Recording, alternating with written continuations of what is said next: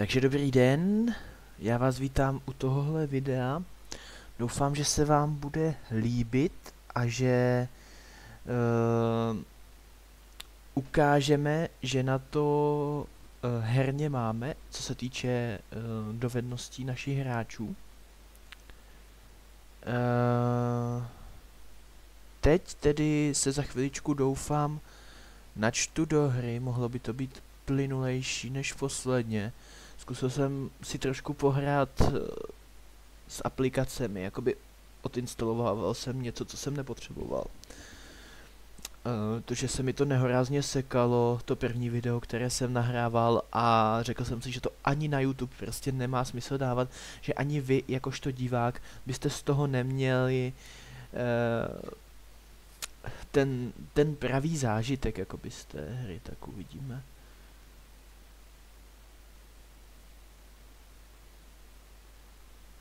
Jak tohle bude spíš ukázka tedy low tieru, ve vyšších týrech, i když teda jenom 9 mezi desítkama, mohla by to být 8 mezi desítkama, to by pak bylo ještě lepší možná.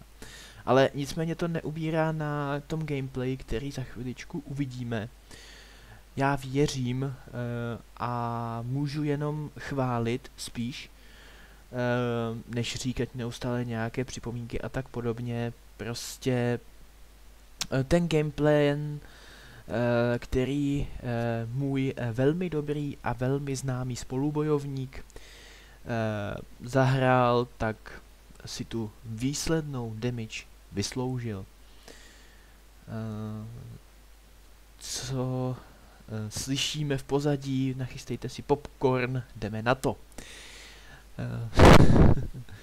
Začínáme na opatství tedy. Nevidím mapu, ale vzhledem k tomu, že jsem ji viděl v tom v tom předchozím videu a podle hudby to i poznáte, do jaké bitvy se načítáte.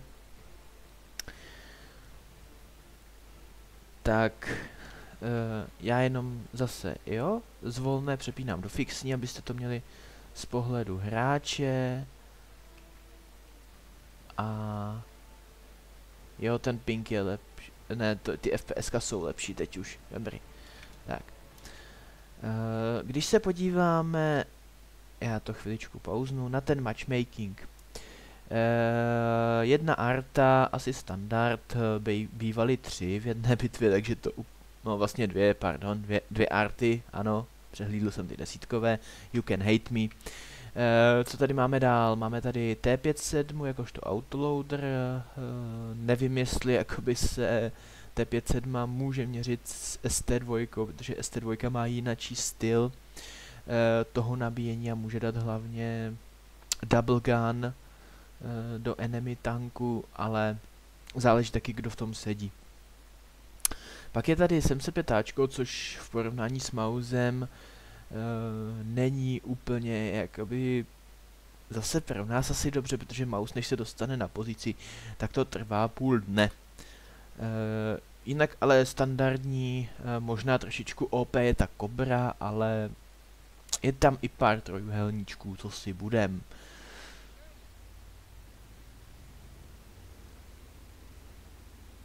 Marcik se nám tedy rozjíždí na mid a tady už přikusují první várku popcornu. Protože to, co má tahle severní strana oproti té jižní lepší, je ten výjezd na ten hill.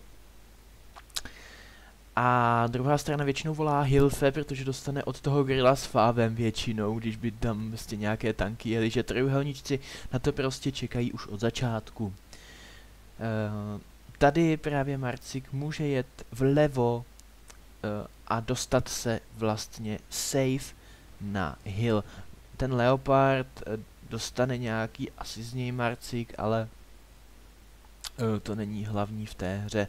Spotuje se Cobra, tento jedovatý had by měl být co nejdříve zneškodněn, ale zatím tam teda píkl díky bohu jenom jednou. Marcik si ho hledá, ale nakonec si to vyhodnocuje, takže bude lepší fokusovat T57 první.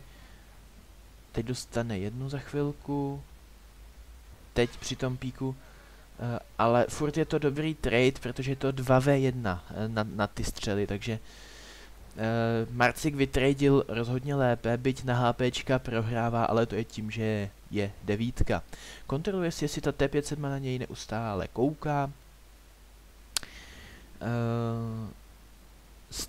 Stále se na něj koukala až doteď. Tady je lepší dát hned do té T57, na to prase bych se aktuálně z mého pohledu vykašlal, a to z důvodu, že jakoby dost jedoucího tanku ještě pod horizontem se střílí úplně nejhůř jak lze.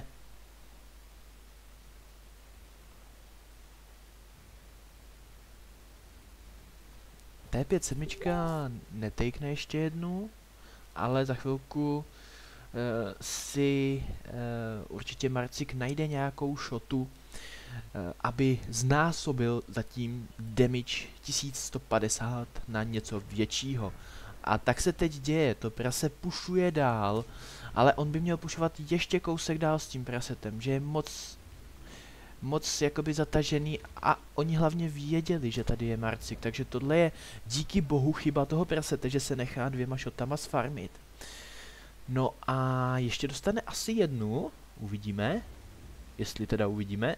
Tady byl pokus na to Minotauro. To prase se posunulo dál.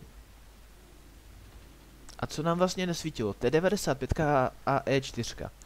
Naše Heaviny vyhráli, nebo respektive zatím vyhrávají i skrz Mauze tu levou, a Marcik teď našel shotu do Leoše Péty. A divím se, že si na něj nenašli, nebo nechtěli ani najít shotu vlastně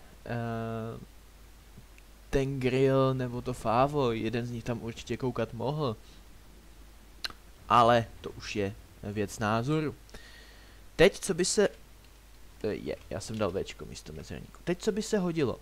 Kdyby ty 2 metka, nevíme, jak je na tom teda Kobra HPčkově, taky ne moc dobře, kdyby ty 2 metka prostě pušli tu Kobru. A Marcik by si zabral tady ten vršek a nějak to zkusil pofarmit. Uvidíme, jak to bude dál.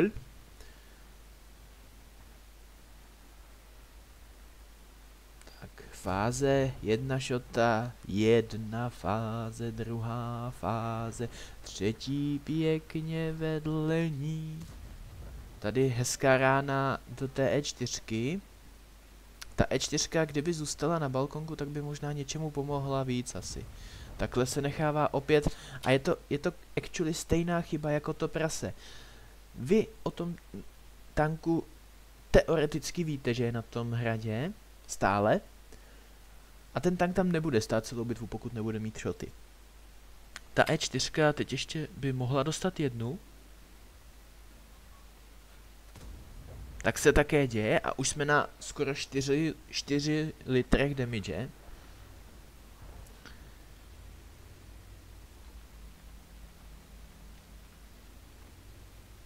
A actually, teď možná jedna věc, kterou k tomu řeknu, když to vidím takhle z pohledu. Stále trojuhelníčci úplně na blbých pozicích za mě, taky jsou v chatě, čemu se divím, ale třeba by nebylo od věci, podívám se, jak jsou na tom s HPčkama, no, jako ten Leoš by mohl na to Favo padnout prostě, kolik má, Leoš má, to jsou 2 rány vlastně, co dostal.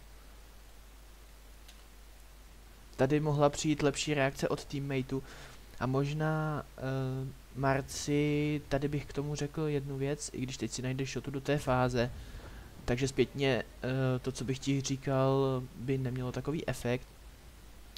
Vypušovat si toho Leoše, prostě tady dropnout hnedka, což přichází v té, nebo přijde za chviličku. Tady škoda, že ta rána sletěla do těch pásů, ale ta druhá by mohla projít už, že? No a teď dorazíš si tu Artinku? Samozřejmě. No a teď bych si jel na toho Leoše a prostě bych do něj šel. Šel bych do něj s tím, že actually ho můžeš utradit, když mu dáš první.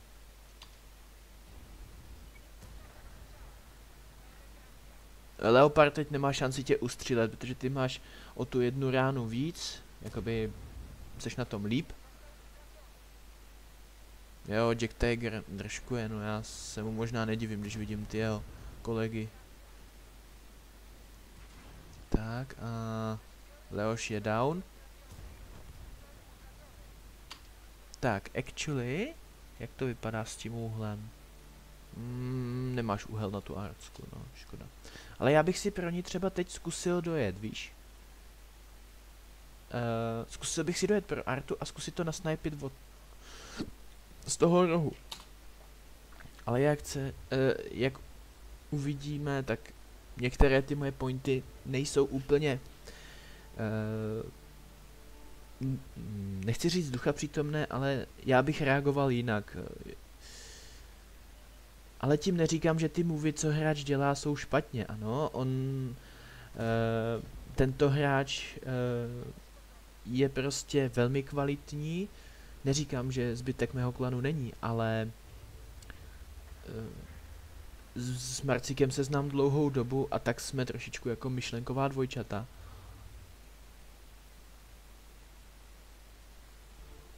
Když se ještě podíváme na ten fight jakoby z jiného pohledu. 705áčko, nevím, kdo v tom seděl, co to bylo, ale kdyby si vypušoval tu ST2 už teď, tak prostě on ji zabije a má tohle free.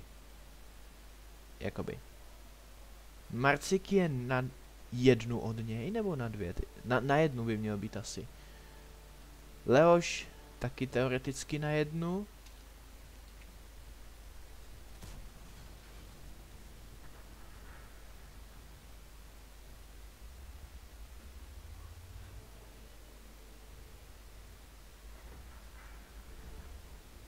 Ale on stále nejede s tou 705áčkou do té ST2, on by to utradil prostě. Až teď se rozhodl jet, což jako teď je aktuálně asi to správné rozhodnutí, které hráč měl udělat 2 minuty předem z pozice té 705ky. Marcik se zapojuje do boje a nevím, jestli tu 705áčku dorazí dokonce. To bych lhal.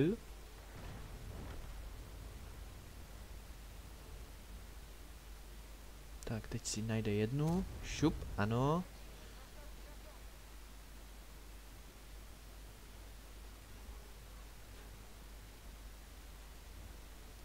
To 705áčko je tak špatný a...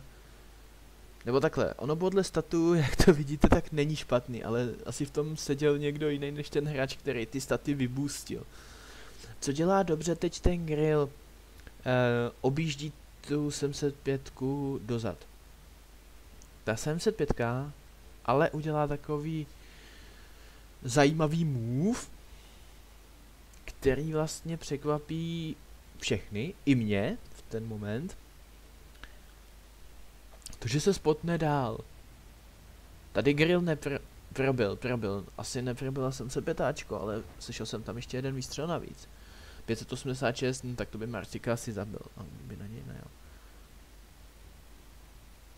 Actually, když by takel jednu ten Grill, tak by to pak bylo na chill, ale...